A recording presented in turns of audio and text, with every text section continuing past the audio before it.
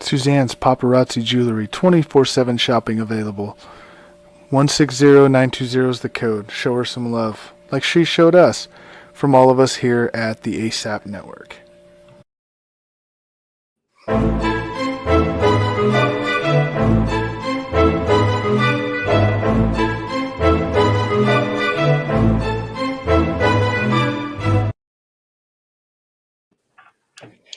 Hey, what's going on, everyone? This is Nate the Great coming to you live from the All Sports All Plays Network. Chris had to, because of school-related stuff, he had to take a few days off. But so we're gonna, like, me and Josh are filling in as a guest for the next few shows for him. But we still have Kenny and we still have Jay bringing in the heat. So how is it going for the both of you and for Josh too? It's going good. Always down to talk some sports. We got a lot to talk about. I mean, there's a lot of good we do. Yes, we do. March Madness and whatnot.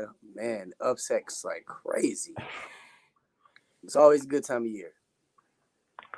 Yes, indeed. Always good to be back. Welcome, Josh. Nate, thanks for jumping on with us. And we were always ready to get to it, always ready to talk football and talk hoops. So ready to go. Well, I just appreciate y'all having me on, man. I know Freddie and Chris, and I'm just glad to be a part of y'all network, man. Y'all been doing big things, I see.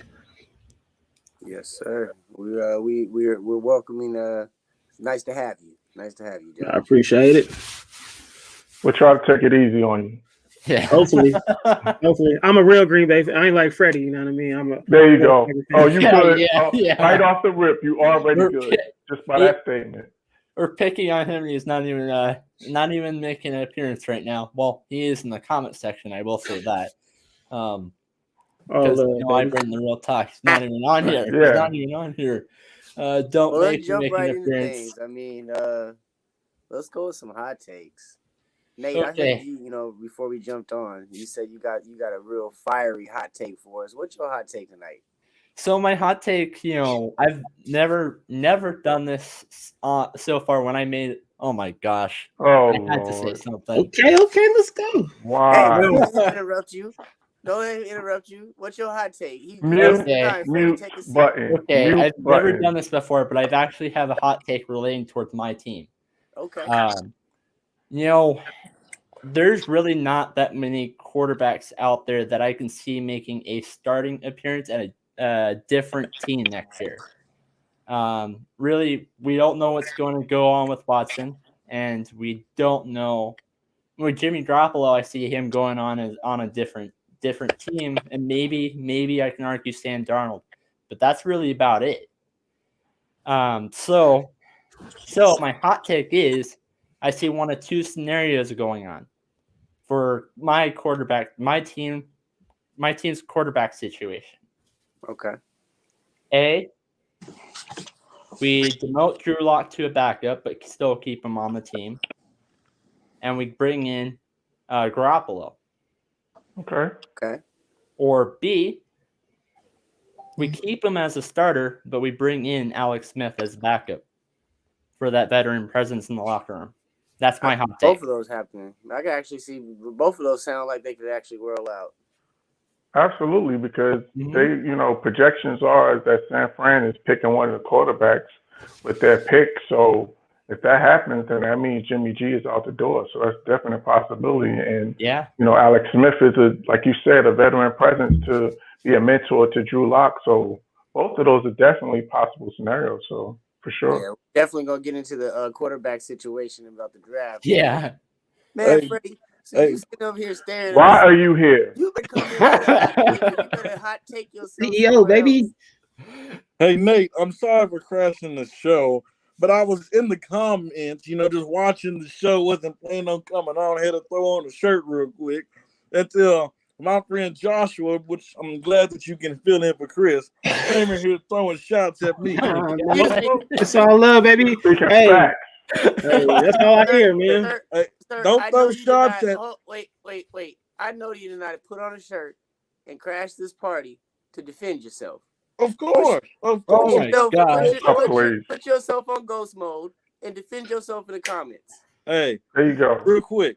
What's your I hot was take? always told if you can throw shots, you better be able to take them because hey. What's your hot take? You What's got my 30 hot take? seconds, man. Okay, I got What's a your hot hot take. take? Next year, the New York Giants. I Oh, called God. Dave Gettleman out, but guess what? We're gonna be the best team in the NFC East. We winning the NFC East, baby. The New York Giants. hard. You can book it. All right. Yo, All right. I can say second. But I We go don't. first. You know, That All right, defense. Freddie. That defense got better. Y'all seen how legit that defense was last year. You seen we picked up a cornerback. We have That's two good on good paper. cornerbacks now. He's Two. the reason. The Giants defense is partially. We're going to get to that. Just wait. We're gonna get to that. You guys have a good rest of y'all show, Hey. man. I just had to come in here and break the set because Joshua came in here being disrespectful towards me. Well, Hey, no, man, like he's it's real speaking talk, facts. baby. It's real talk. Oh my Exactly. God. Real talk. Y'all have a good Get out show. of here. You too, man. Hey, Kenny, I love you, my brother. Right. Yeah. All Right back at you. Kenny, let's go with you. What's your hot take? Okay, so here's mine. It's going to be a little controversial, so get ready. All right. I think that the Texans are hoping that these cases are going to sabotage Watson's trade value. Okay. Ooh. So you think you think they're hoping that this makes him stay? Yes, I think that this is my little conspiracy theory is that these cases are coming out now to force his hand to have to stay in Houston because his trade value is too low for them to make a deal. So that's my hot take. This is a whole conspiracy theory going on. Let me ask you this: should it be punishment? We'll get What to do you that. mean? Josh, what about yourself, man? What's your hot take for tonight? Man, I don't know if it's really a hot take, but I still don't think the Patriots gonna make the playoffs, man. With all, Oh wow, I don't That's think they're definitely gonna a hot take. that is a hot take. That's definitely a hot take. Because I think So even with all those moves, yeah. I mean, they look good on paper though, but I just don't think they still gonna. I think probably another year because I just don't believe in Cam. I like Cam. I just think he's declining. Hopefully, he proves me wrong, but I just think they still miss the playoffs. wow, that brings me to my hot take, guys. My hot take is Cam Newton will be back in the talk for a top 5, top 10 quarterback in the NFL next year. Hey, I hope he proves me wrong. I think last year we seen a top 5 quarterback struggle with no weapons. We seen him do absolutely anything that he could do physically on the football field to try to lug that team along, and he couldn't get it done with the weapons he had. And I think that's why we've seen so much action from them in free agency. So again, my hot take: Cam Newton will climb back the top of the hill, and we'll be talking about him again next year. But moving along, let's go back over to what Kenny was talking about with this Deshaun Watson thing. I mean, that is a very, very believable avenue. Mm-hmm. Very believable avenue. But what about the punishment from this? Do you think that's a concern of theirs at all? well, I think that here's my one issue with it is that these allegations have come forth in the form of lawsuits and not criminal activity. Like they have never filed any charge, or they never went to the police department and tried to press charges. So to me, if we're talking about sexual assault, then there should have been some type of, they should have went to the police. There should have been a criminal investigation, because those are criminal allegations. If you're talking about sexual assault, that's a criminal allegation. So for you to not have filed criminal charges or gone to there's no police reports. You know, the Houston PD tweeted that there's been no police reports and no investigation done for any of these allegations. So to me, them not doing that makes it very suspect. So that's my issue on it. But we have seen the NFL in the past hand out punishments without there being actual criminal That's true. cases. And I think with the seriousness of these type of allegations and the era that we are in, with these type of allegations, I think that there is going to be punishment. Now that goes back to the Houston thing. I don't know, man. You got a guy that doesn't want to be here. You have a guy that's on a 10-year contract. You're paying him enormous amounts of money. There's allegations popping up like popcorn. You know, I think you cut ties with the dude as quickly as possible. I read earlier that NFL has some sort of rule that if you have one of these allegations that has been like proven guilty, he's been proven guilty for one of these allegations, you miss up to 6. Mm-hmm. You miss 6 football games, depending on how bad this case was. But if you have 2 or more, then you're done. But they're going to lump them together. It's going to be one. Yeah, it's maybe I can see that because it's all 12 of them coming out at once. So, I mean, as I didn't check at the end of the day, but there was rumors that we could be at 22 by the end of the day. Dang, for real? Well, it's already 13, I believe. Yeah, right now. I heard it was 13. That was as of last night, right? No, that's as of today, I believe. Dang, Okay. 20. But what I think about it is, even if they suspend him, Watson don't want to play there anyway, so he's still winning a little bit. You know what I mean? So they don't want to give him that benefit of the doubt because like I said, he don't want to play for them anyway. So suspending him, so you gotta get rid of him. You know what I'm saying? Yeah. And they gave him leverage too by giving him the no trade clause to be able to veto trades. Mm-hmm. So he has the leverage. Like they're backed into a corner. Yeah. So it's sketchy to me. The timing is all sketchy. Everything about it is really sketchy, man. I'm not gonna say it didn't happen because of the seriousness of the claims, because he could have did it, but I'm giving him the benefit of the doubt that he didn't do it. You know what I mean? So I'm hoping he didn't do it. So say for a second he goes over to a new team, say San Francisco.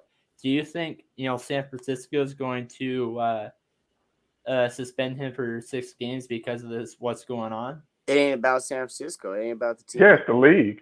Yeah, it's the league, man. Yeah. So that'll be a factor for whoever trades for him. They're gonna have to take that into consideration, the possibility that he's gonna be out for a period of time if this is proven to be correct. So that goes back to my point in terms of them trying to lower, hoping that this goes or either diminishes or makes him want to reconsider being traded this year. So it's a whole bunch of moving pieces. He can look forward to go to and have a blanket, so to speak, Nate, would be the Patriots. Robert Kraft will figure something out. But outside of the Kraft, do y'all think the team that basically trades for him or get him to take a black eye because of the crime? You know what I mean? The sexual crime?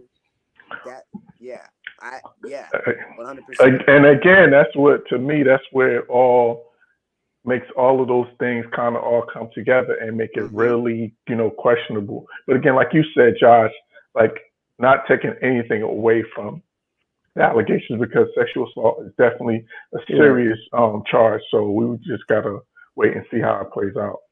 Yeah, but no, I 100% agree. I mean, let's look at the hat you're wearing. You can't take a community like that and stick a guy like that in there with those allegations. Exactly. Already. Right. That community would shun him. You know, and so 100%. I mean, now he's zoned himself out of particular areas. I think teams that have too big of a market and a crazier market than others, you can't go there. You know, he's gonna have to go to, you know, um, off the top of my head, he's gonna go to a team like Cleveland or Minnesota or somebody that's just scratching and they're just looking for their football team to get pushed over and Yeah. may overlook something like that, or stay where he's at. Right. Yeah. Yeah. That's probably the best bet right there. Now, I think Houston. I do think that Houston was, you know, with a lack of a better word, lucky that they did bring in a great backup in Tyrod Taylor. Because of what's going on, he might miss 6 games, and Tyrod Taylor's going to play until end. I mean, fortunate to have Tyrod available, yes. But they're in the worst position out of any of these teams in the NFL. Mm-hmm. They're in a worse position than some of these college teams, man. Yeah, they got a bag locked up for 10 years that is making an enormous amount of money every year, and honestly, you got a backup that needs to prove himself. So, you know, hopefully he comes in and does something, and then you're in a really bad situation. So they're not. Yeah, to me, Tyrod Taylor is just a bridge guy. Like he's Yeah. the bridge. You know, you basically know that you're going to have a top 5 pick next year. He's the guy that you put in to, you know, hold down the fort for the year, and then, you know, you start to rebuild that following year with a top pick. Yeah, definitely, because they're scrap metal right now. Shit, we don't even know how he's gonna come back after. Didn't he have to have surgery or something like that? Did they botch his surgery? the Chargers did. Yeah. Yeah, so you don't even know how he's gonna come back after that. Hopefully he comes back. Yeah, Tyrod did have that botched surgery. Yeah. That's why they went out and got Justin Herbert. That's right. Good right. grief, We gotta man. wait and see. That's why they started Justin Herbert. They drafted Justin Herbert before then. Yeah. He had was it the appendix or something like that? Something like that, yeah. Yeah. That's right. Well, this is how the world ticks sometimes. And Justin Herbert ended up showing his butt off. Yeah, you're probably right, John. It could definitely, or at least until the NFL draft. Same one with It Andy could definitely Dalton. draft all the way out. It could definitely drag out until then. It's definitely gonna go past the draft. It's definitely John, gonna go your first comment about the MVP NBA Rookie of the Year. We'll bring that up in a later topic. Yeah, we're coming to that. No, but moving on, I mean, with all these free agency moves, let's talk about a team that we heard on the hot takes this morning, or earlier in the show, the Giants. gosh. You know, Kenny, I'm gonna go with you first, but how do you feel about the moves they've made? Where does this put them? With Saquon coming back and Daniel Jones coming off that second year. I mean, where does that put them with these signings?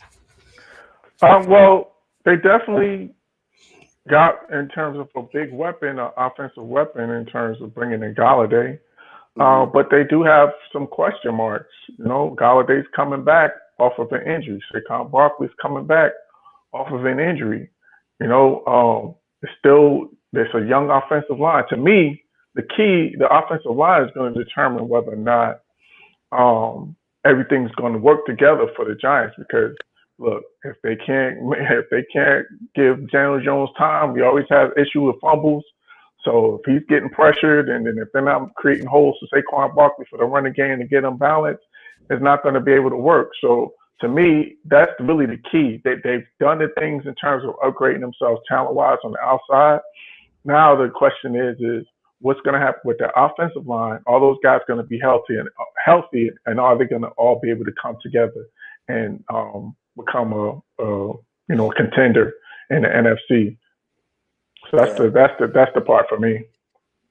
Well, what do you think, Josh? I'm pretty much with Kenny. It depends on, they go as far as Jones takes them. Like he's a turnover machine. So, like he said, if the offensive line could protect him, he could get the ball downfield. And now he has the weapon, so it's really no excuse. So, Williams was a big one, and Jackson. I think on paper, like I said, a lot of teams they good on paper, but they got to perform on the field. So they still got to go. They still got to protect their quarterback. And like I said, he's a turnover machine. If people get to him, Giants still gonna be, middle of the pack team. But I think they did make some improvements. But we'll see if they stay healthy. And that's really about it for me. Yeah. No, I agree. I think the Kyle Rudolph signing is really big. I always it is. pictured, Giants teams with a staple tight end, and they haven't had that, in the last couple of years, and I think that's really hurt their offense. I think that Saquon, obviously, we all know that not only hurt the team offense, but it hurt their offensive line as well. That takes a lot of pressure off their offensive line and that passing protection, having Saquon, grabbing that much attention from everybody. Right. So that really hurt them as well. I mean, they lost Golden Tate, and then you go out and replace him with a Galladay, and then you go out and get a John Ross, and then you go out and get a Rudolph, and then Saquon's coming back. So they really did a lot of weapon-wise. It's like that role-playing game. They went ahead and leveled up their weaponry from like level 1 to like level 3. So we'll see how that translates. But again, Kenny, I mean, you hit the nail in the coffin. If their offensive line is not there, none of this stuff matters. We know, as Josh alluded to, he's a turnover machine. When he doesn't have the time, he panics. When he has the time to stand back there, he looks a little Tannehill-ish. So, Good comparison. When everything operates right, Daniel Jones is not that bad of a quarterback, but everything has to operate right. So hopefully this will help them out. They're in the best division for what they're going through. So Hey, listen. Hey, straight up. I said it last week. It's a turnstile of who wins the division in the NFC East. I know as a Cowboys fan, we all take turns winning the division. So who knows whose turn it is? Yeah, definitely. What'd you think? I mean, when Freddie gave his hot take, I said I see them going second, but I don't see them winning it. The reasoning behind that is they did, even though they grabbed all these weapons like Galladay with the new tight end, they did, however, get rid of their guard, Kevin Zeidler. Right. Which does hurt that offensive line out a lot.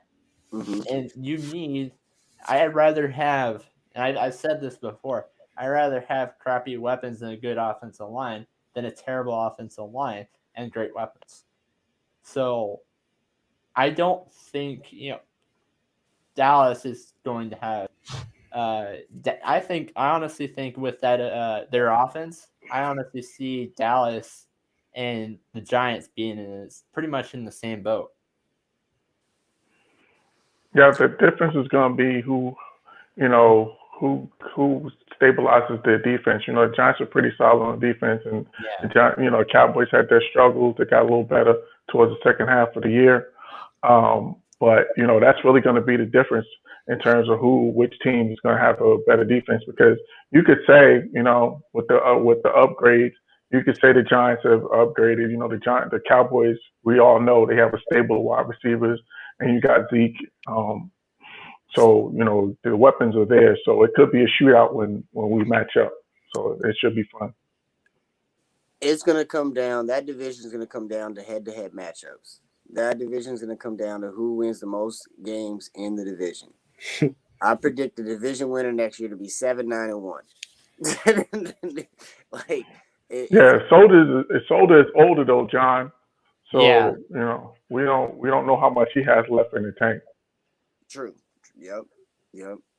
Yeah, that division is definitely good for grabs. I do like the Adoree signing.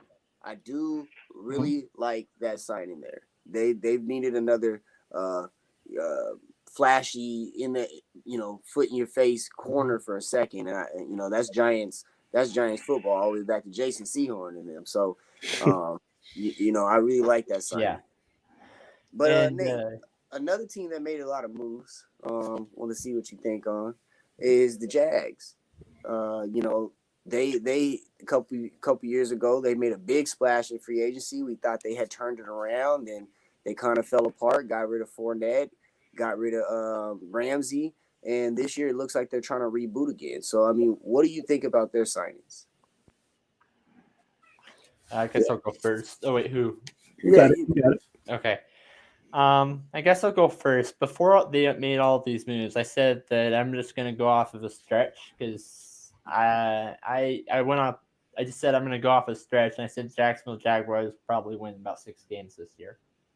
Even though they made all these moves, I'm still standing by that. I'm still standing by the 6-10 record. I do think they have improved a lot. Adding in that and adding in a Carlos Hyde, even though he's not an upgrade over James Robinson, he's still a true, good number 2 running back out there in the backfield. And they did, they added in some pieces out there and of that defense with the Saquon Griffin, or am I getting that? Shaquille Griffin, I think it is. Yeah. Shaquille. Yeah. So I'm still sticking by that, and I'm just going to go off a hot take. I think one of those 6 wins will be the Indianapolis Colts again. Okay. What about you, Kenny? Oh yeah, I agree with Nate. Really, there's nowhere to go but up. Only won one game last year. So there's nowhere to go but up. Hold on. People were saying that about the Cleveland Browns a few years back, and you know what happened. Yeah. So it's they had a lot of money, so that credit to them for finding a way to spend the money. I don't think that they, Marvin Jones Jr. That was a nice pickup in terms of putting him alongside with DJ Chark. The one thing I don't think they did was I don't think they really upgraded that tight end. So I would have liked to see them do that. Maybe they'll address that in the draft. But like you said, Carlos Hyde, putting them, as a tandem and that big back, they'll be better. It's nothing. They just made a bunch of solid. To me, they made a bunch of solid moves. They didn't make any game changing moves. So I can see Nate. I can see your point in terms of them winning maybe 5 more games. Maybe 4-12, maybe 5-11. Because we got to remember too, if assuming that it's going to be Trevor Lawrence is the pick, this is a rookie quarterback coming in, so he's going to have to take his lumps. So you got to take the good with the bad. So anything 4 to 5, 6 wins, anything like that, the Jaguars, they'll take it. Yeah, pretty much. I agree with both of them, or all you guys, because you can't. You could get worse than 1 win, but I think they're gonna get more than that. You know what I mean? So they got Griffin. I think because I wanted the Packers to get Jones, so they upgraded in all the right areas. But they couldn't downgrade really. So with the back, what's his name, Carlos Hyde. So that might be a nice one too. But it all depends on the quarterback situation. So, like, if Lawrence is the guy, he's still a rookie. We're going to see what he do. But it's just, for that team, it depends on the quarterback. Yeah. So they got the pieces, but to make a big difference, we'll see.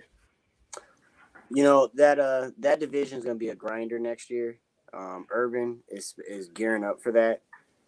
He knows that he has to go see, big king of the running backs down there in Tennessee. Mr. Henry, twice a year. So he's gearing up his defense. He's making the right moves there.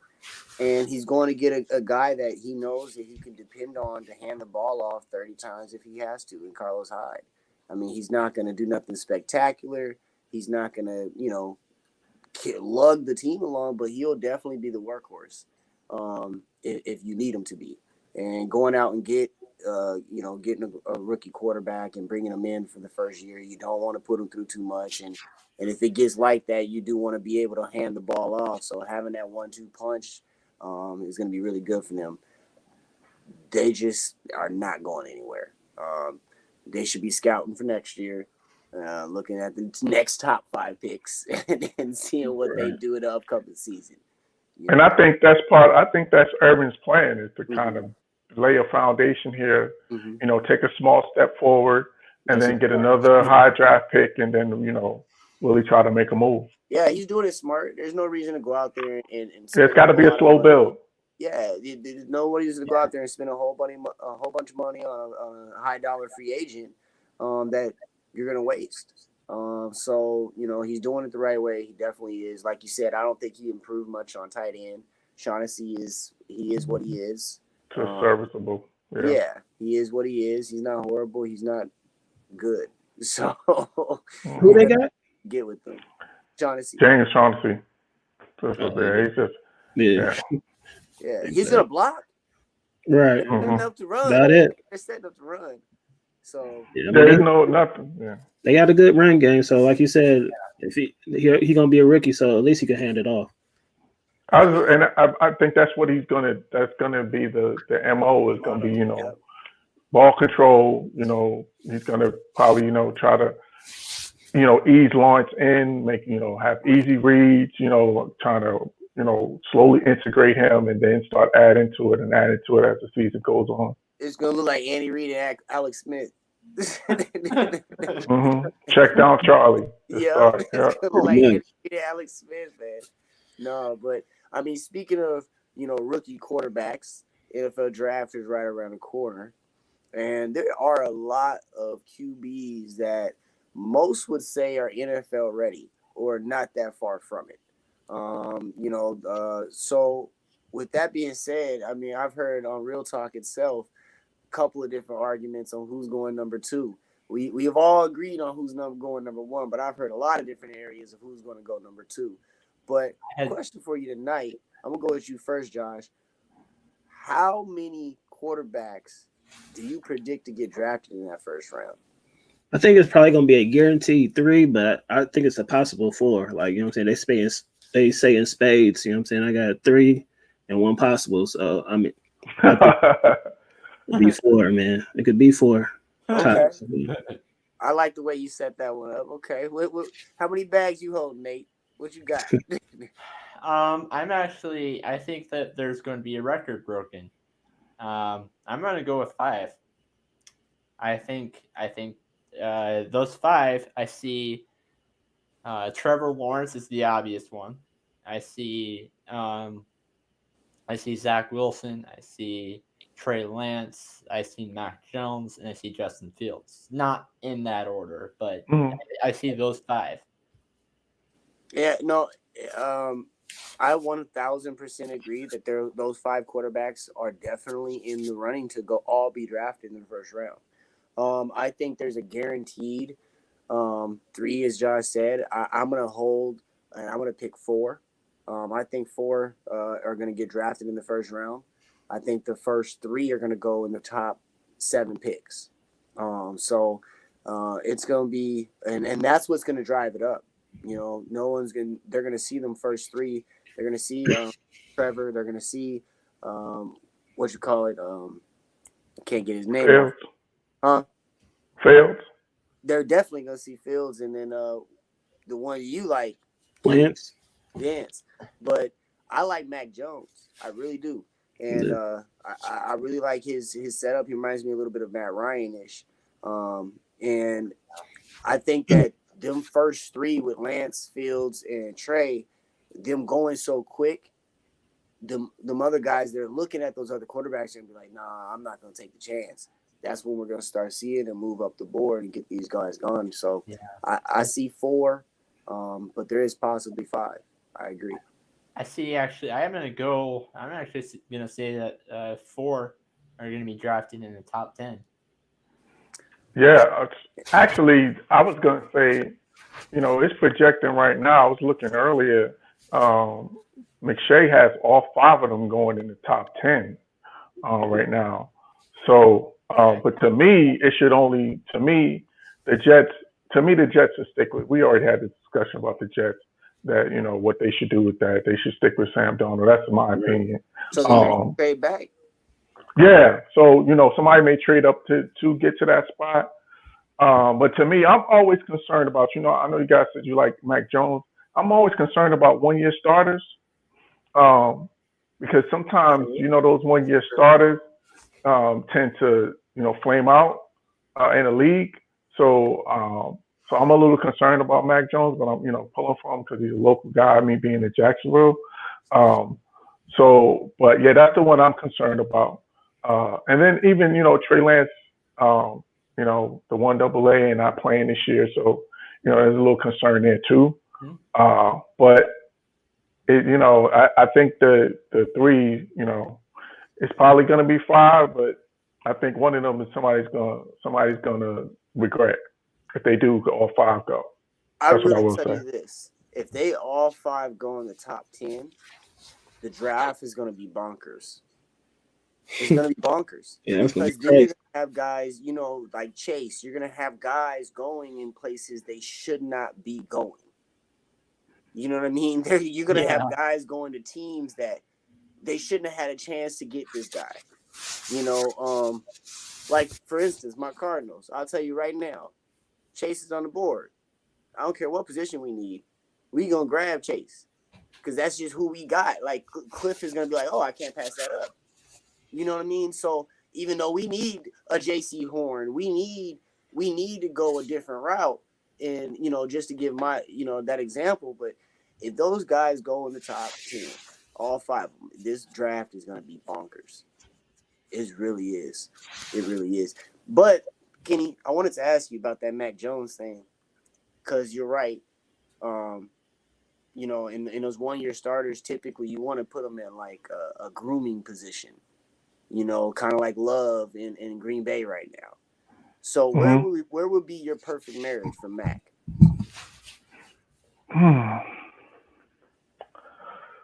That's a good question. Actually, you know what?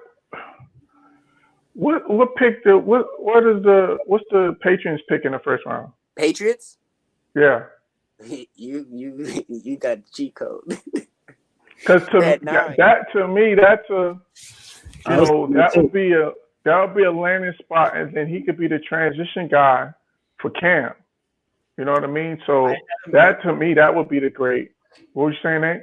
I have him going to Atlanta, be Matt Ryan's final year because he's been on that team for 13 years, and I have Mac Jones going to Atlanta, and Atlanta starting next. Mac Jones starting next season. Yeah, we talked about that because we weren't sure about that because it was. I think they may give it one more because you got Julio and you got Todd Gurley. Those guys are all been in the league for a long time. So it would be tough to try to put a rookie with those guys and then expect him to try to lead them. So that would mean to me if they do that, that means Matt Ryan's out the door. Because there's no way you can draft him 5 and then keep Matt Ryan there. If they do that, you got to. I'll tell you what.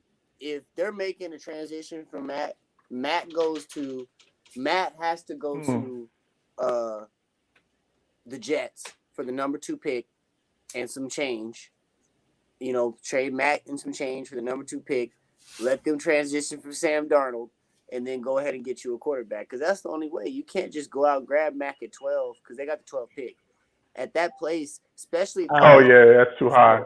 Yeah, that's a reach. Yeah, especially if all 5 of these quarterbacks go in the top 5, Atlanta's in a perfect position at 12 because there's going to be some sleepers on the board, some heavy hitters for them. So you Wilson at the Seahawks. I don't, and the reason being, I think Wilson's actually going to. I think the media is overhyping, that whole Russell Wilson's thing. I think he wants to stay there because he actually wanted Antonio Brown to go over to the Seahawks. No, he's always trying to make his team better, but they're not giving him help, and I think he's frustrated. That New York Giants game was a real eye-opener for him I think, and the rest of the team, we just got smashed on. And after that game, I think they've really just choo. I think that game started the locker room. That game was what started the locker room chitter chatter, because ever since that game is when everything just kept going down. So again, I think the Seahawks thing is real, and that's definitely it. But sticking with the draft, they did finally announce that they're gonna have it in person. And I don't know about you guys, but I think it's a big difference for the rookies, the audience, the NFL in general, having it in person than at home. Last year it was just uneventful. I think it took away from the big hurrah and the shebang and all that of actually getting drafted. So what do you guys think? Are you more of an in-home? Did you like that experience? You think they should continue on with that, or do you like the fact that we're back in person? I mean, at the end of the day, it's a big step, you know what I mean? Because you're going to the NFL, so no matter what, you should be grateful and thankful. But no, it's nothing like the in-person experience, because my son graduated last year during COVID. So that graduation, it was just one person at a time going on the stage. So he didn't get that feel of everybody clapping, and you know what I'm saying? Like it just wasn't the same as a regular graduation. So to me, the in-person graduation, you know what I'm saying, that seeing everybody in the world, you getting on that stage and everybody just seeing you as being drafted into the NFL is a big step for your family, for your kids or whoever, you know what I mean, your parents. So, and for the player, you know what I mean? So I definitely think being in person and being in that atmosphere, it's just what you dream about. You know, you don't dream about being at home, which is a good thing still, but being at home and your name getting called. Nah. So, No. I mean, it's better being in person to me. Got to get in that auditorium, walk up those steps, have those butterflies in your stomach. Right, exactly. That handshake, put that cap on, Yeah, I feel sorry for my son, you know what I mean? But I mean, at least he graduated, you know what I mean? That's the biggest thing. But I mean, that experience, hey, it goes hand in hand. Definitely. What about you, Nate? Last year I graduated as well. Graduated from high school. We had our graduation actually over at Texas Motor Speedway, because it was big area and all this kind of stuff. Although I do think that is kind of cool. I honestly prefer. It really depends on what kind of situation you're in. If it's high school graduating, we're talking about that. It's the last time you get to see your buddies that you've grown up with since some for some cases since kindergarten. But I'm getting off topic a little here. But going into the NFL, I prefer the in person, and I feel prefer the in person because you're at home with your family. You find out, hey, Trevor Lawrence, you just got drafted to Jacksonville. They say that on the TV, and then you're there. You're there with family. You're there with family, and your family's cheering. That's where you get to hear family cheering on for you. It's a good take on it. Definitely. Kenny? Yeah, I don't know. I'm kind of torn on this because I actually, Josh should get a kick out of this. I was BJ Raji is a family friend, so yeah. So the day he got drafted, my family and I, we all had at his house, the day of the draft. So we actually, was downstairs, and then we just heard a big roar, and we realized that he just got drafted to the Packers. So I think the family, of course it's it's a moment for your family, but then also, like you guys say, being able to go to the draft and to be able to have that moment, to be able to shake the commissioner's hand and put the jersey on and all of that stuff, that's all part of the guy's dream. So like I'm kind of torn. I think if it can be done safely, I would say if they could do it outdoors, like if they could figure out a way to do the draft outdoors and socially distance it and do the the whole bit, then I'm all for it. But yeah, again, I'm torn about it because in this day and time, man, safety got to be first. That's true. Well, to pick up on your outdoors thing, that was the original plan last year in Oakland. around Vegas. Vegas. Vegas. Yeah, was to have it inside the fountain at the Bellagio.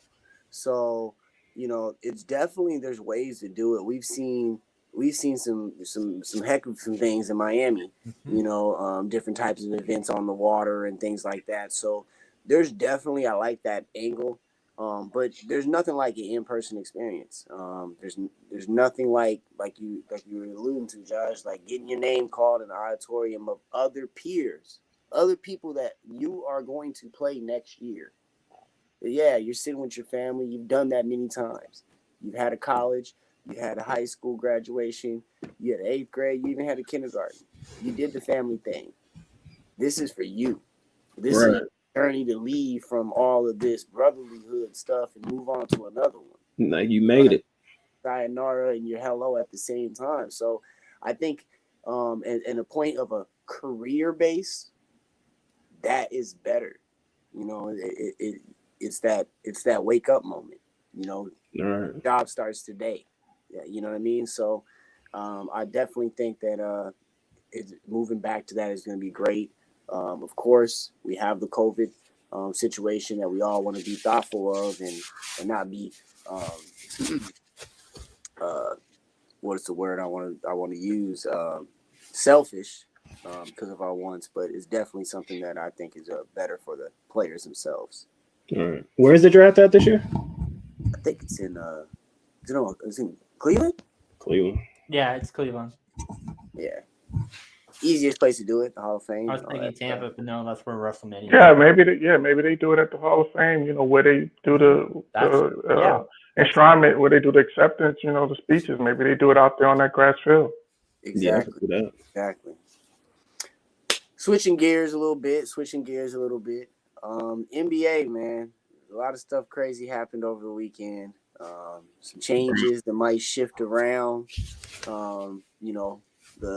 The makeup of what we've been talking about for the last few weeks of what we know the NBA is right now. But let's hear some hot takes. Josh, you got a hot take for me? Yeah, I got one. I know my boy Melo went down, and D'Angelo Russell want to give it to Edwards, but I'm gonna say my boy gonna come back with a vengeance. Wiseman on my Warriors. You know what I mean? So I think Wiseman gonna step it up and give Edwards a run for his money for Rookie of the Year. Okay. So you think that he's gonna come back in this last what we got a month and a half left? Yeah, I think. I mean, he's gonna snap. Yeah, we got to for us to do, you know what I mean? So because he was up there neck and neck before he got hurt. Yeah, he was solid. I mean, hopefully he get back to it because we need the help. Yeah. I mean, hey, if he plays well and then they able to get into the playoffs, then it's definitely a possibility. Right, sure. Exactly. So I'm taking that as my hot take. What about you, King? Oh, so I got this one's for you, Nate. You're in Dallas, so this one's for you. If the Mavs don't make the playoffs, they're gonna blow it up. That means Rick Carlisle is gone, KP gets traded, and they just blow up the whole thing. One question on that. Does that with Luka, or does Luka stay and we build around? Luka stays, KP is out. Build around everybody. Yeah. You get it's the Luka show, so that means Luka has a say so on who's the next head coach. Luka has a say so in terms of who they bring. They get his input in terms of how they want the roster built, the whole 9 yards. So Luka got the keys, then, huh? Yeah. They give the keys to Luka, and Cuban decides that because Carlisle's been there a long time, right?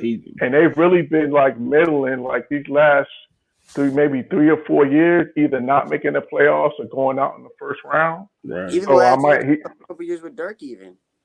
Yeah, that's what I'm saying. So like it may be time. I think if it doesn't work out this year, I think he says it's time for a new voice and it's time to go in a new direction and start from scratch and figure it out. I didn't think about that. That's my hot take. Yeah. That's good. Nate? Kind of referring a little bit to March Madness here, we're seeing all these upsets with the bracket. Honestly, think all these upsets with the bracket's going to screw up the NBA draft. How so? Maybe we see some guys because it's not, in previous years we see all these home and away games being played. All of it's in the same area. We see teams that go out and get eliminated in the first round. That might be like a 2 seed or 1 seed. Well, not really a 1 seed. That happened in the second round, but not the first. But we might see some notable players that might get drafted a little bit earlier than they probably should be. Okay. See that? And then some guys falling. I understand that one. Mm-hmm. Man, my hot take is the Lakers make a desperation trade. Wednesday, what is it, noon? Wednesday noon. We have a last-minute trade come in. You a Laker fan? I am absolutely not a Laker fan. Okay. Thought you said we. No, this one's for Freddie. He one of those? Okay. I think the Lakers make a desperation trade. They've been talking about making a trade. They've been talking about they need help here. They've been talking about, and now you can completely see it.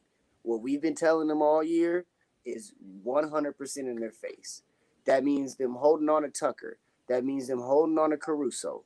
That means them holding on to all these coveted little pieces that they have that they feel that they're untradeable, and they really need it. One of them got to go. No, you can definitely. So question though, have to go. Right? Who goes? Because if you're making the last minute trade, who goes? Is it Kuzma? Is it THT? Who goes? Value. I don't know if they trade him.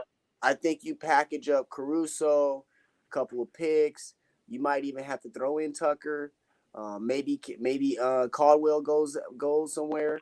But look for somebody like Oladipo. Look for somebody like Norman Powell. I think he's a big help for them. I think somebody like that. Now they're not going to go out. We're not going to see anything stupid. We're not going to see KP, get moved over there. We're not going to see anything like that. But there's going to be some fly under the radars. We don't worry about Aaron Gordon sweepstakes. Don't worry about all these other inflated moves.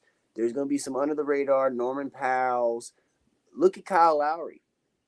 That was somebody that fell off the radar the last couple of weeks. It cooled down, but that's another move I can see happening. But they got Schroeder, so I don't know about that one. But to me, Schroeder's better off the ball, and that's why they got him in the first place. To come on there, play defense on those guards, and then play off the ball when LeBron's on the court. So Schroeder is going to still put up his numbers whether Kyle Lowry's on the court with him or not. You know what I mean? And Kyle Lowry really don't really want to be the scorer anyways. He wants to manage the game, get his assistant. I heard they trying to get rid of Montrez.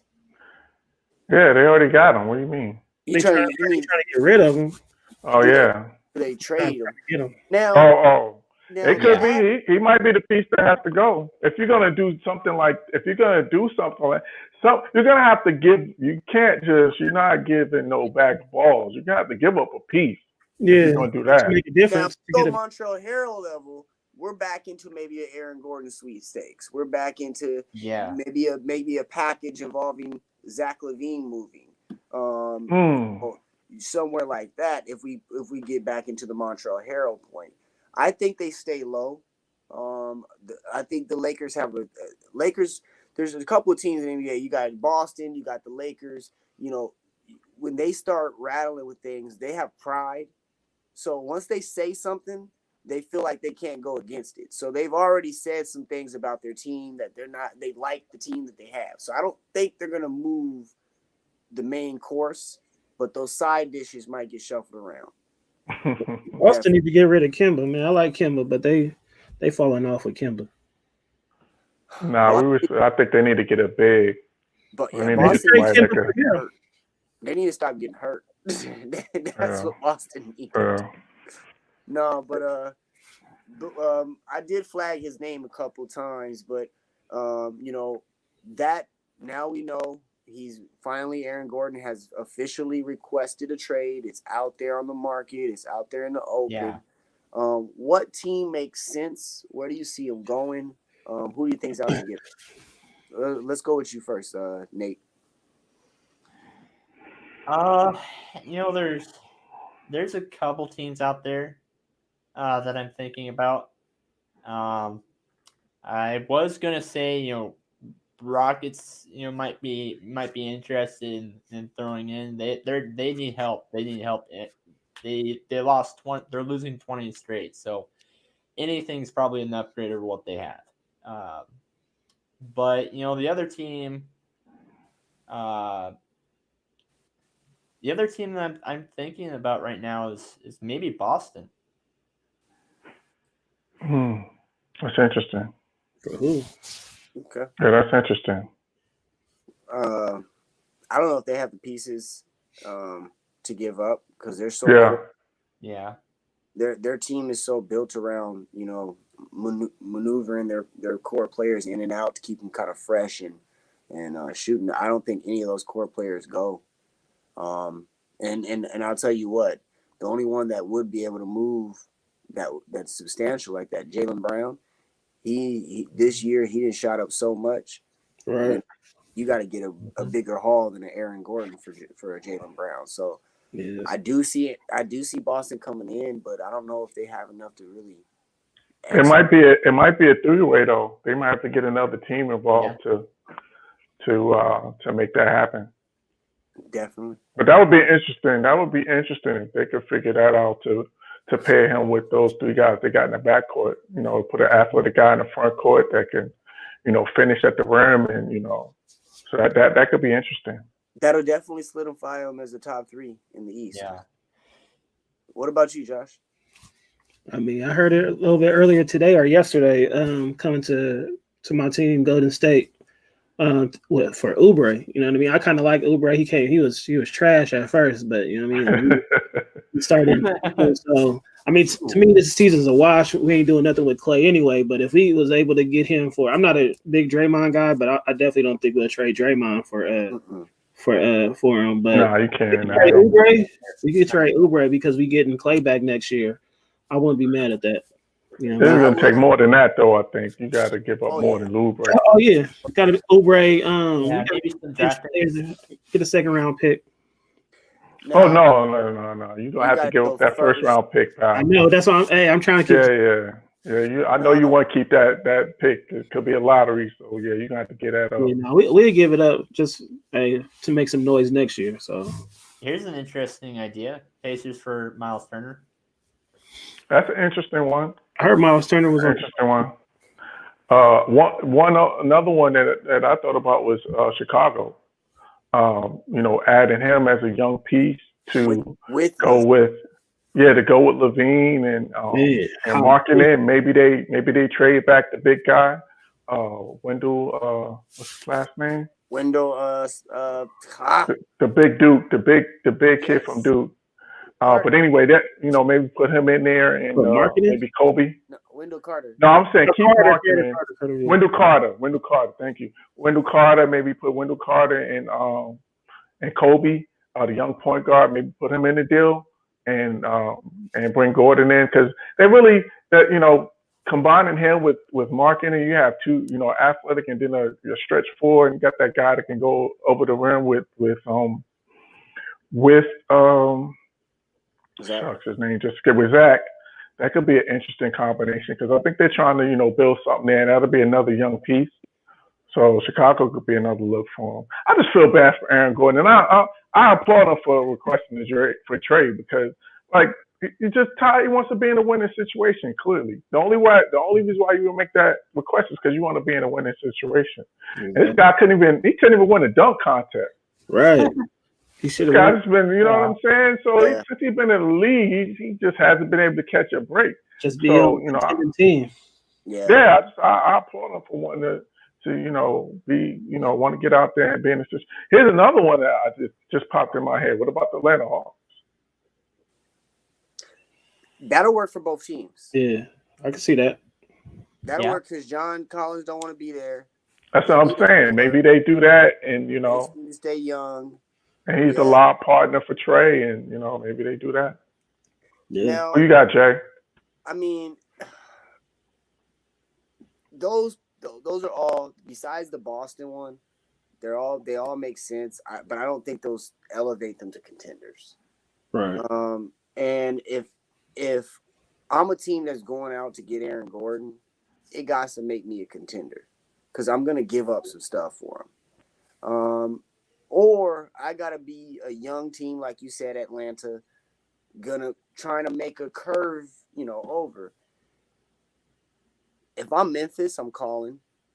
That's a good one. Because Jaren Jackson and him together would be nice. Then you got Valanciunas as well. Ja. I'm definitely calling if I'm them. Another one is San Antonio. San Antonio is a big four squad, and they're about to lose one. You know what I mean? And honestly, they've been searching for their four since Duncan. Right before Duncan was leaving. They were already positioning, looking for another four. LaMarcus. But you can't. If you're the Magic, you can't trade for LaMarcus Aldridge. You can't do that. What is LaMarcus on his final year? It don't matter. He's 35. You can't trade Aaron Gordon and bring back LaMarcus Aldridge. Well, let's be honest. Let's be honest. Orlando's not going anywhere. For any of the hauls that we just talked about, they're not improving that team with the hauls that we've talked about so far on the show. Miles Turner's not improving Orlando at all. Yeah, they already got enough bigs too, so I don't know if that's that's not a good look anyway. What is he gonna play with Bucci? And then him going to Boston, that haul is not going to help him either. Because what are you going to get back? Tristan Thompson and a couple throw-ins? Right. All right. One of them swing guys. If I look at San Antonio, I can look at that roster and see some young guys. That's multiple young guys. You're right. You got a point. Can take over and bring me LaMarcus so we can match this salary. And then LaMarcus is on the end of his contract. If I'm the Knicks, I'm standing pat. Yeah, to me, he clashes with Julius Randle.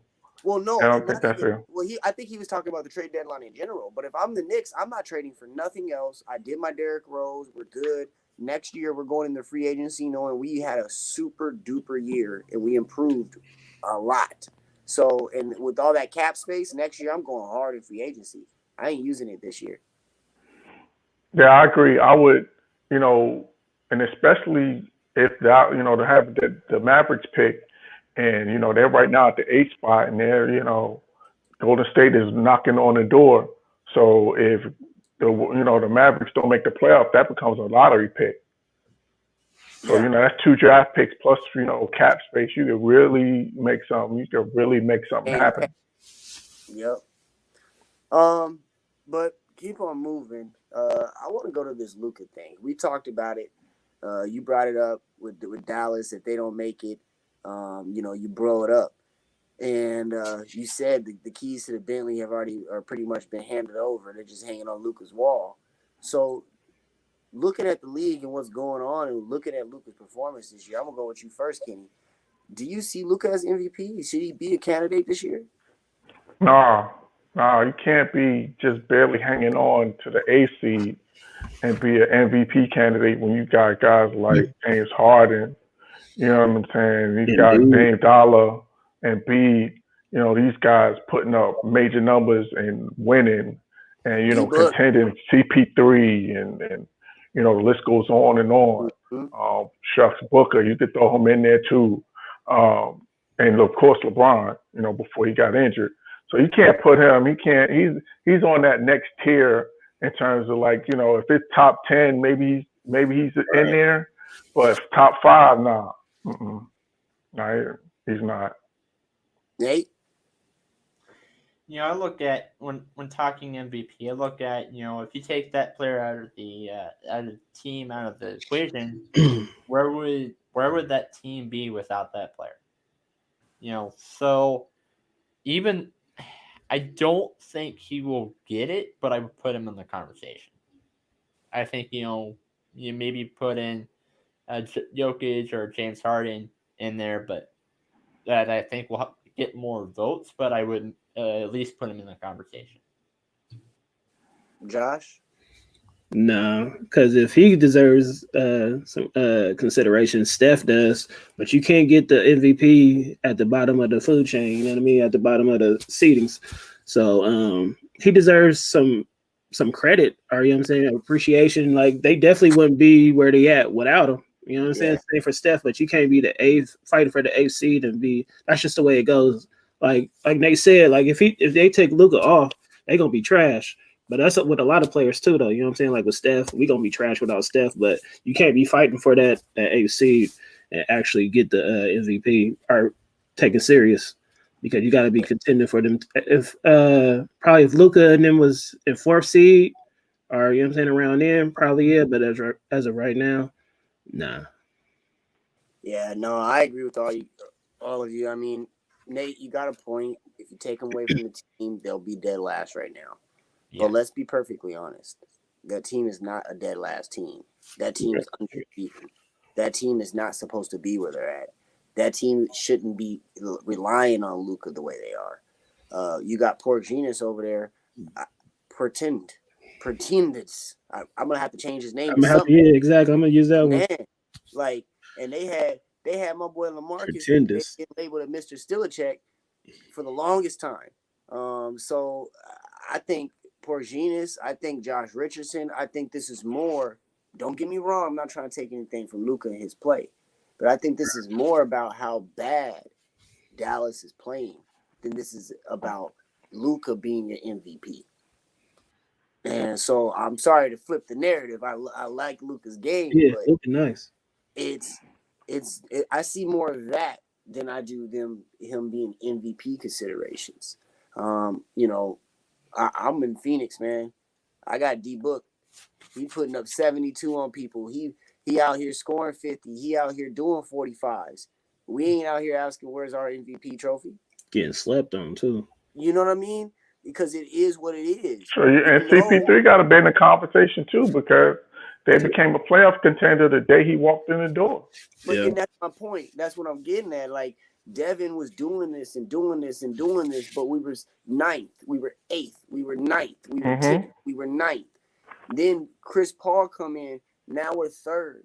Now we can talk about Devin. Now we probably moving up to 2. You know what I mean? Right. Now we can do that. Yeah. Now we're number 2. You know, but now we can have that conversation. So I don't think Luka is. I'm not gonna say use the word deserves to be in a conversation, but honestly, he don't. He can't even be in the conversation with just the West. I mean, I've seen dudes are putting up numbers this year, and, right? You know, so and then you flash over to the East, and there's a couple of teams over there that got a couple of dudes that, you know, Kenny already mentioned. James Harden is killing people, you know, so he's hitting them like Emmys. Giannis doing, and B, before he got hurt, he was up there too. Yeah. I mean, and then, you know, LeBron. Don't forget about my man Dame. He should be number 1 to me. You got to keep him in the conversation, man, for sure. Huh? Why? Because I mean, usually he'll have CJ. I like CJ. You know what I mean? Nurkic and all them boys. Like he don't have none of them, and they still in the middle of the pack. They still hanging. Right, miss CJ for 2 months, and Nurkic been out for months, and they're still contending. So you got to give that. Players like they got a wow. No, the we're getting to that. I 100% agree with you, Josh. I was just saying that they got play people like Cantor. Nobody, you know what I'm saying? He just a piece, and they got Cantor balling. You know what I mean? It's just like Melo. Nobody thought Melo was going to come back. I didn't think it. You know what I'm saying? He balling with players like that. So to me, Dame is definitely up there. Yeah, because he went. That's true. Absolutely. No, they were ninth last year. They were on the play in. Yeah, they had to get in. They was out. Yep. So and then now, what are they? 5th right now or 6th? 5th or 6th. Yep. Yeah. So they've improved. And they have less of the team than they had. So I definitely agree with you, Josh. Yeah. I think Dame is either 2 or 1. Trailblazers are 6th right now. They're behind Clippers, Nuggets, Lakers, Suns, and Jazz. So since you just said, you know, Trailblazers and Lakers, how do you feel? I'm gonna go to Josh first because you were talking about your boy Melo earlier. How do you feel with this Melo injury? It's unfortunate, you know what I mean? Because he was the clear cut number one as winning the rookie of the year, but just the fact that he gonna miss his first season, though, you know what I'm saying? Forget rookie of the year. It's just bad that you're gonna miss your first season. You know what I mean? Ended with an injury, so it's just bad. I mean, Charlotte was balling. That they gonna take a hit. They was, you know what I'm saying, up and coming. Like Charlotte was exciting to watch because of Melo, and now people probably ain't gonna really pay attention to him because Melo not playing. But hopefully they still make a little bit of noise. But it's just unfortunate that Melo, you know what I'm saying, had to end his season with an injury. So, Nate, what you think? Talking about the Melo thing, I agree. I totally agree. I don't think he's going to be put in I don't think he is going to be the rookie of the year. He's either, I honestly say, Golden State's guy. I'm blanking on his name. I don't know. Wiseman. I would go with him. But yeah, Charlotte's gonna take a hit. Right now they're standing at an 8th seed, and he just got hit with the injury yesterday. It's a wrap. So they're pretty much done. Yeah. I don't know, because you still got my man Scary Terry. Still got Terry Rozier there, so you know what I mean. So he can definitely put up some numbers. He's more of a scorer than he's not the passer that LaMelo is. Yeah. So I'm sure that that's going to hurt them in terms of getting the other guys involved. But Gordon Hayward can be a playmaker as well. So they still have those two guys there. It's going to be tough though, and like you guys said, unfortunately. He's pretty much running away with the rookie of the year. And I did read something today that said he still might get it. Unless Wiseman, like you said, Josh, unless he comes back and he's a double guy for the rest of the year, he still, LaMelo still might get it. So it's unfortunate, but like John said, he's getting a second opinion. So it still hasn't been totally confirmed that he's out for the season. So we still got to wait and see. But the way it's looking it's going to be unfortunate that he doesn't finish the season. If I'm Jordan, I don't care if we get a fifth opinion. Yeah. I just see him come out and ball like this his first year. I don't care if it was a stub toe. If it hurt that bad, you done. We're going to sit you down. I don't even care if we make the playoffs this year. Right. We saw what you could do. Yeah. So, and then as far as the Scary Terry thing, I would really, really love to see Scary Terry do what he was doing in the bubble. Last year. Go back to that form, because I think that he took a kind of a backseat this year. Right. He was still scoring. He just wasn't he wasn't Scary Terry. Yeah. He was back to Boston, with the second and third fiddle as far as an option, it seemed like. So I would love to see Scary Terry come out and be Scary Terry again. Right. But I think Rookie of the Year sold up. I think what we've seen so far from LaMelo, I don't think any other player, and it's crazy too, because Wiseman is the only other player that I think that has the ability to come out and have a second half. Well, if Edwards, keeps putting these posters, right. But the thing about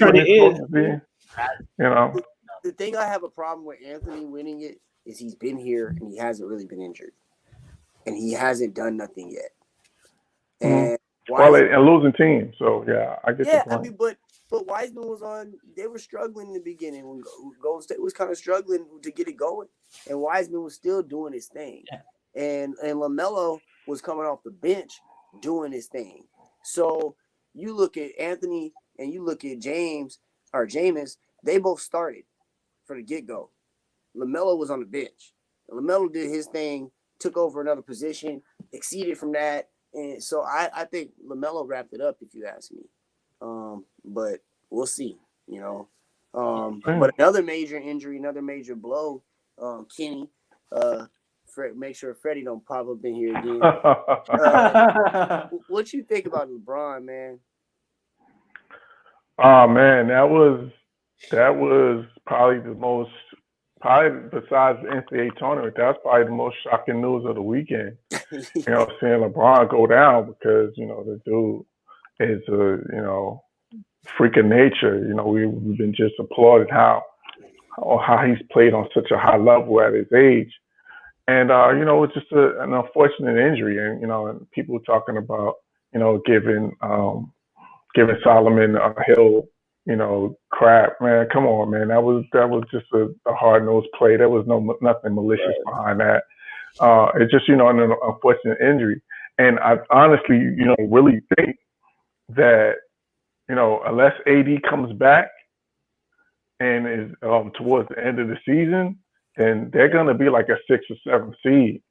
They're really gonna nosedive because we all know how important LeBron James is to a team and how much he controls the offense, how much he facilitates the offense, how everything runs through him. You know, now you got Montrezl Harrell's got to step up. You got Dennis Schroeder's got to step up. You know, maybe you get something, you know, T, Kuzma, all those guys. And I don't know, I don't think they're ready for that to handle that type of responsibility. So it's going to take a collective effort for those guys to even, you know, try to you know, stay above water, you know, try to, you know, swim above water. The messed up part for them is the LeBron James effect. Look at every single player that's played with LeBron. Their game, it kind of like rounds off a little bit, you know, once they're on his team. And they get into this shell form. So now they're in this don't shoot unless LeBron tells me to shoot. And you know what I mean? Never lied, man. Yeah, they're in that form. So now LeBron goes down and they get the ball. And they're like, all right. Where LeBron at? They don't know what to do. They don't looking lost. They shoot. You know what I mean? Like, so it's I'm kind of, you know, really looking for Kuzma. I'm really looking at you know, KCP. I'm really looking at, like you said, Dennis Schroeder and Harrell. You know, those guys are supposed to be scorers. Those guys are supposed to be able to handle it. So I'm really looking at these guys over the next few weeks to see what kind of team the Lakers really put together. You know what I mean? So we'll see. Or if they do what you say and flip those guys into a trade to bring in another piece. We'll find out in a few days. Yeah. Watch out for Oladipo. And it's not just AD and LeBron that they're missing. They're missing Gasol, Dudley, Gasol. Nobody with that boy. Yeah, Dudley strained his groin in the locker room. and Gasol, that's actually beneficial for Gasol, if you ask me. He needs 2 to 3 weeks off leading into the playoffs. That is true. Yeah. So that's actually beneficial for him. What you think, Josh? Man, I'm a Warrior fan, man. It's next man up for them. I don't feel. Hey, it is what it is. I don't wish no injuries on nobody, but oh well, man. We got Clay out here. Shed no tears, huh, Josh? Nah, not even. Hey, that's real talk. Because I'm a Suns fan. The first thing I said was, "Hey, makes it a little bit easier for us." Exactly. You know what I'm saying? We can sneak up in there. Being a Denver Nuggets fan, same. Hey man, LeBron's a bully. You better hit that, man. He's 6'8", 200. Right, you know what I'm saying? Man. You better hit that, man. It goes along with the game, man. It's part of the game, man. Yeah, definitely. Man. But what let's move on to this craziness of NCAA weekend. Oh gosh. Any games that you guys watched that you want to talk about yourself? No one. I mean, I'm not a big NCAA basketball, but Oral Roberts. I don't know if y'all talked about it already though, but Oral Roberts was crazy. Yes. Ain't nobody thinking about Oral Roberts, man. Somebody said don't bet against Jesus because or Rob. It's crazy. That's hilarious. Hey, that's real. So, I mean, that's the only really game that I've been hearing about. Other than that, I mean, I It's all watched quite good. a few games over the weekend. My bracket, obviously, I don't think anybody's bracket looks anywhere near what they thought it would look like. Same. But I just watched that Gonzaga game. That's a real deal team. They're spread out. But the Gonzaga always has a good team, but they never have any players that look like. You know what? When you get to the NBA, they got maybe like two players. I'm like, okay, right. round, maybe if we throw in a third round this year. But I watched a few of that. Oregon is the real deal, Holyfield. Yeah. They're real shooters. They play basketball. They don't have to shoot. In the years past, Oregon has always been perimeter only team. I liked their defense. They play really well. But in Iowa, they knocked out Iowa. I really like Luka. Luka Garza is really good. I'm not a big fan of his. I'm gonna be honest with you. I just don't. Well, I should say he's a good college player, but I don't know how his game is gonna translate to the league.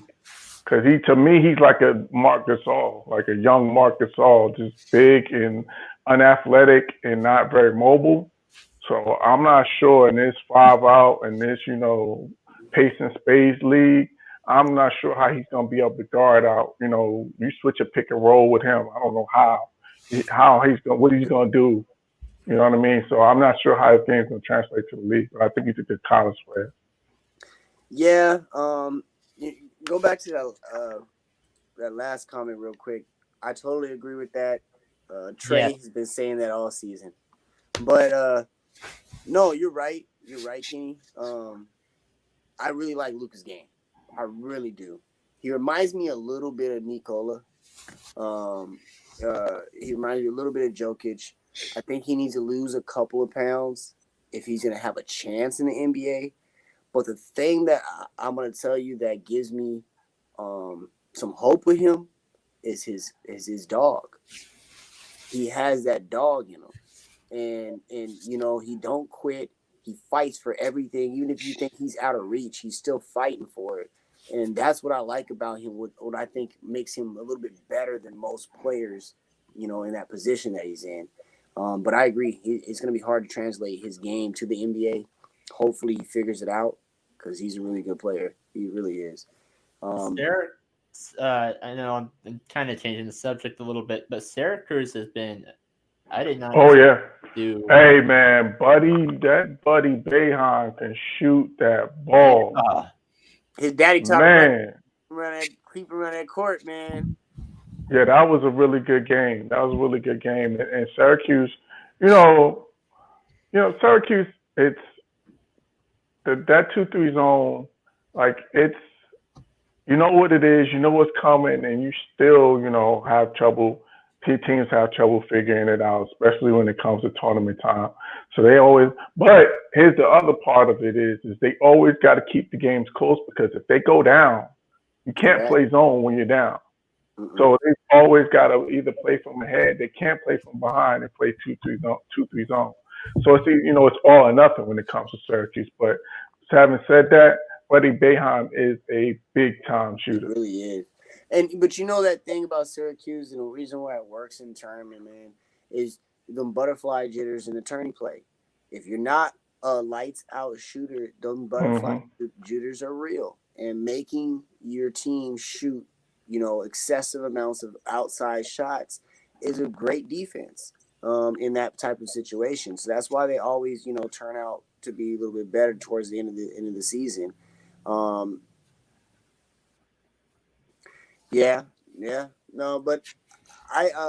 Loyola Chicago, that's another really good, good team. Yeah, absolutely. I watched them, and again, I said it in the beginning of the tournament. You either have a superstar or you have a really solid team with shooters, and we're seeing it right. We're seeing that stuff right now. I haven't seen a clear number one pick. Not Well, you know, they were talking about Cade Cunningham, but they got knocked off, so we don't really get to see him. and that goes in back to the that Nate thing he was saying earlier. Yeah. Yeah, and that's what Nate, you know, the point that Nate, you made a great point earlier. You know, I think the bubble has been an equalizer. Yep. Mhm. I think that's, you know, part of the reason why we've seen a lot of more upsets than normal, because, you know, the bubble has been the great equalizer. And I want to talk about Rutgers. I want to shout them out, man. I feel really bad for them because they gave that game away. They really should have pulled that game out against Houston last night. So I feel really bad for them. And that was another close game that really they should have been able to pull out. They just didn't make plays down the stretch and turned it over down the stretch in a couple of bad spots. So I feel really bad for Geo Baker because he's a senior. And so And they shout out to played Rutgers. a heck of a game. They played Yeah. a game. Yeah, they really should have pulled that game out.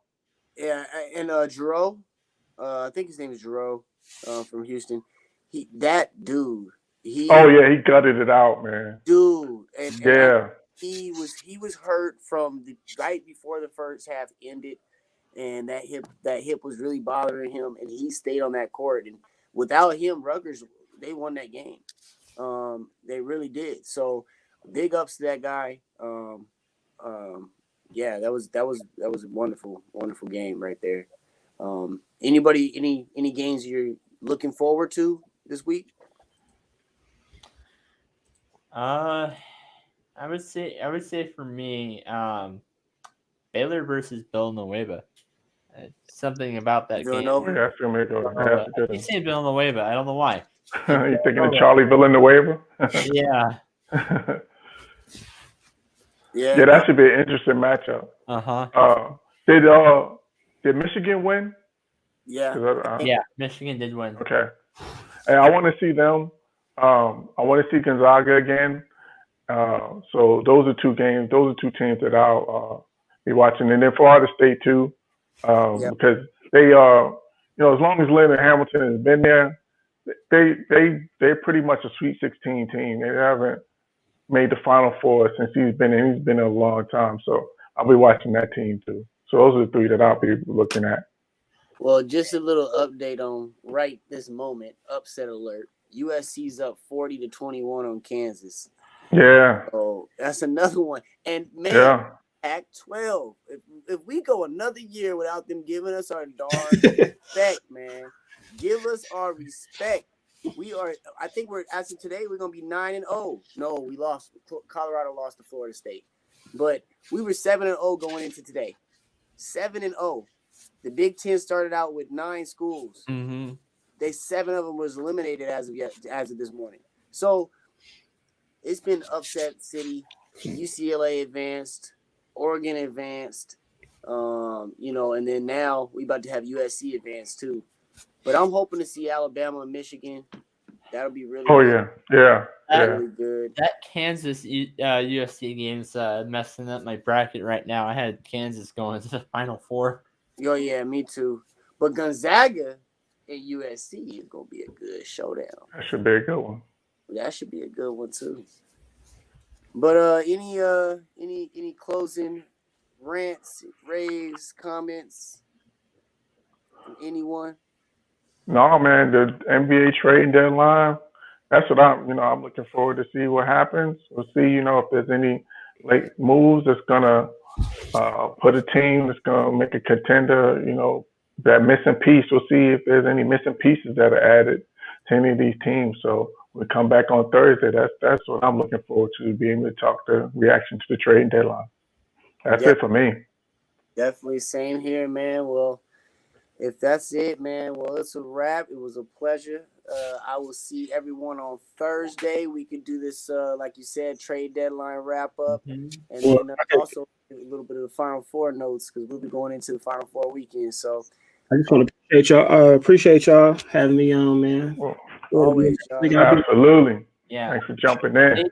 Stay tuned. I'll be on next Tuesday. Yeah, stay tuned. I got my podcast be on Tuesday nights, 7 p.m.